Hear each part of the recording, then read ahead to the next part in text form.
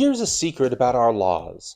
Congress often accidentally either writes them in vague ways or else forgets to cover important aspects of the issue, meaning judges have to guess what they really mean, and sometimes that guess changes people's lives. Let's take a recent Supreme Court case as an example. In the case Stanley v. City of Sanford, a city firefighter was forced to take disability retirement after developing Parkinson's disease.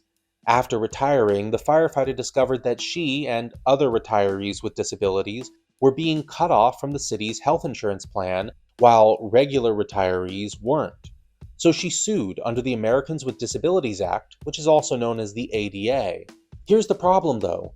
The ADA clearly protects someone from discrimination when they are an employee, but the statute doesn't make clear if someone continues to be protected from discrimination after they retire.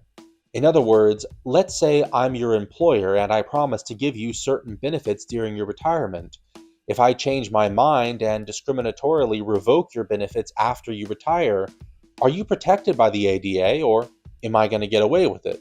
This is a situation where a judge would have to do what is called statutory interpretation, essentially make their best guess at what Congress probably meant. There are two basic schools of thought.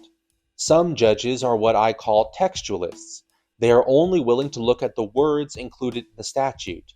If the words used in the ADA can be read so that retirees aren't covered, then they aren't. Others are what I call intentionalists. They ask, based on everything we know about Congress's goal, how would Congress likely have wanted the law to work in this case? In this case, the majority of the Supreme Court believed in the textualist school of thought and decided that once you retire, you are no longer protected by the ADA. This really demonstrates one of the biggest things I see people completely misunderstand about law.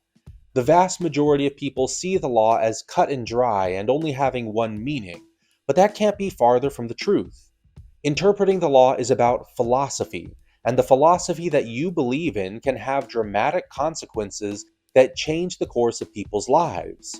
Should courts only read the text of the law, or should they try to enact Congress's likely intent?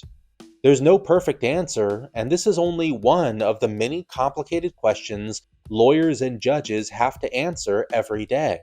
I dive deeper into this issue on my YouTube channel, but as someone who is affected by this debate, ask yourself, what do you think is the right way to interpret vague laws?